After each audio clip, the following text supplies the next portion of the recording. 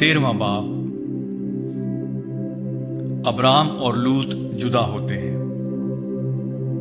اور ابرام مصر سے اپنی بیوی اور اپنے سب مال اور لوط کو ساتھ لے کر کنعان کے جنوب کی طرف چلا۔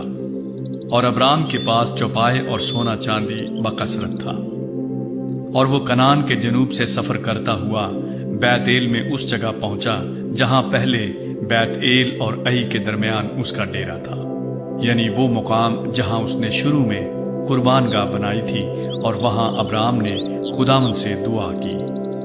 اور لوط کے پاس بھی جو ابرام کا ہم سفر تھا بھیڑ بکریاں گائے بیل اور ڈیرے تھے، اور اس ملک میں اتنی گنجائش نہ تھی کہ وہ اکٹھے رہیں، کیونکہ ان کے پاس اتنا مال تھا کہ وہ اکٹھے نہیں رہ سکتے تھے۔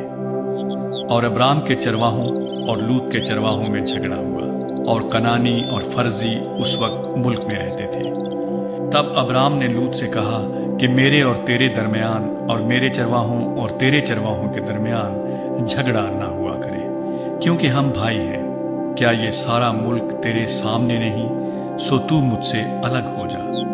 اگر تو بائیں جائے تو میں دہنے جاؤں گا، اور اگر تو دہنے جائے تو میں بائیں جاؤں گا۔ تب لوط نے آنکھ اٹھا کر یردن کی ساری ترائی پر جو سغر کی طرف ہے نظر دوڑائی، کیونکہ وہ اس سے پیشتر کہ خداوند نے سدوم اور عمورہ کو تباہ کیا، خداوند کی باغ اور مصر کے ملک کی مانند خوب سیراب تھی۔ سو لوط نے یردن کی ساری ترائی کو اپنے لیے چن لیا، اور وہ مشرق کی طرف چلا، اور وہ ایک دوسرے سے جدا ہو گئے۔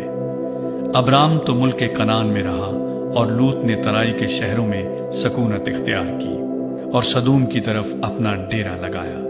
اور سدوم کے لوگ خداوند کی نظر میں نہایت بدکار اور گناہگار تھے۔ ابرام حبرون کو جاتا ہے۔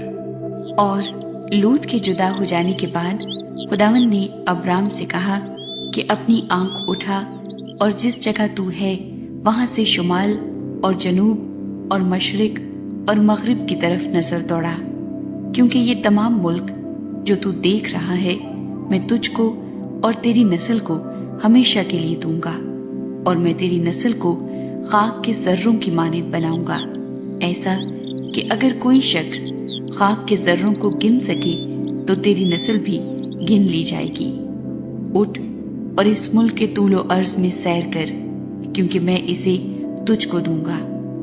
اور ابرام نے اپنا ڈیرا اٹھایا اور ممرے کے بلوتوں میں جو حبرون میں ہیں جا کر رہنے لگا، اور وہاں خداوند کے لیے ایک قربان گاہ بنائی۔